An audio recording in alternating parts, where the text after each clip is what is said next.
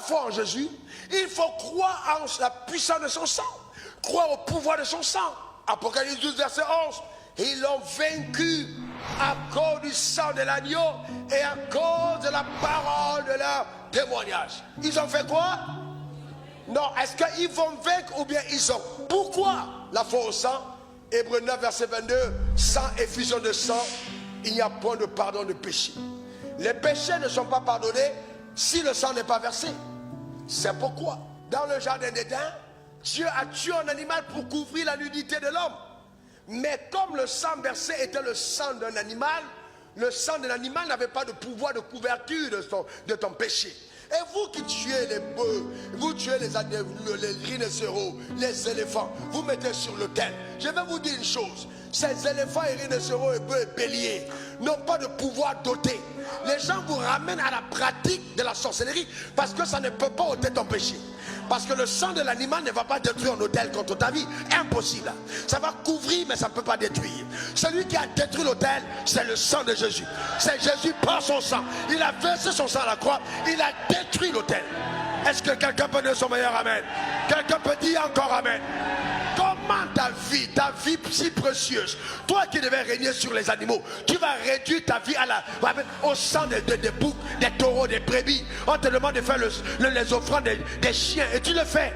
C'est pas possible. Tu es quand même un être humain. Oh, ta manière de dire amen, amen. Donne-moi ton meilleur amen. Et c'est comme ça qu'après on va te dire c'est pas trop puissant, c'est pas trop puissant. Et quand Marabout te dira la continuité de ce que ce pasteur t'avait dit, c'est ta mère qu'il faut donner. Tu croiras parce que tu as commencé à croire que tu es justifié par tes sacrifices. Tu ne croiras pas ce que Jésus a fait. Regardez ce que le sang a fait. Colossiens 2, verset 14 à 15. Le sang, c'est puissant. Il a effacé l'acte dans les ordonnances, nous, passé au présent, ou bien futur. Les ordonnances, nous, ça nous condamnait, ça ne nous condamne plus.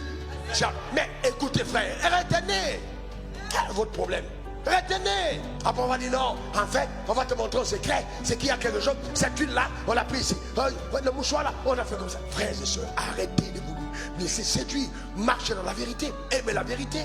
C'est simple la vérité. Il a effacé l'acte dans les ordonnances condamnées. Si quelque chose est écrit et on efface, tu ne peux plus lire.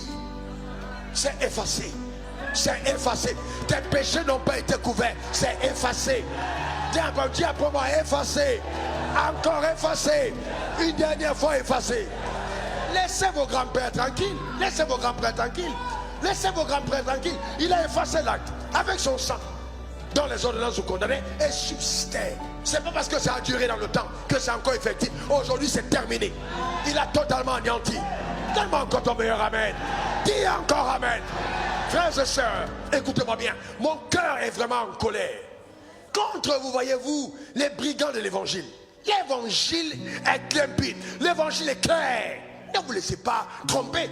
Je comprends que certaines personnes n'ont pas connaissance. Mais vous avez la connaissance. Voyez-vous, ne vous laissez pas tromper. Voyez-vous, certaines personnes sont ignorantes, mais vous avez la connaissance. On demandera pourquoi chacun a beaucoup donné. Je vous ai fait savoir la vérité. N'allez pas porter vos offrandes. Allez déposer pour dire je suis en train de bâtir un hôtel. Quel hôtel? Quel hôtel? Peux-tu acheter le sang de Christ? Peux-tu acheter le sang de Jésus? Arrête-moi ces histoires. Verset 15, regardez ce qui est écrit. Il a dépouillé les dominations et les autorités et les a livrés publiquement en spectacle en triomphant d'elles par la croix. Il a dépouillé. Vous savez, frères et fils, ce dépouillement n'est pas le fait d'avoir anéanti le pouvoir. Dépouiller, c'est avoir ôté le droit légal sur toi. C'est-à-dire, Satan a perdu la légitimité contre le Seigneur. Donc on lui a enlevé le droit légal. On a dépouillé sa force. Il est toujours fort, mais il n'est pas fort pour toi. Il est toujours fort, mais il n'est pas fort pour toi. Il est toujours fort, mais il n'est pas fort pour toi. On a dépouillé. Donc qu'est-ce que Satan va essayer de faire? C'est essayer de te faire croire qu'il a encore le pouvoir. Et toi, tu vas lui donner davantage, tellement de privilèges, en passant toute une journée, en allant fouiller dans les archives ce que ton grand-père a été. Tu n'es pas la continuité de ton grand-père. Il y a une rupture totale, totalement. Tu n'es pas, non, totale rupture, totale. Totale rupture, totale.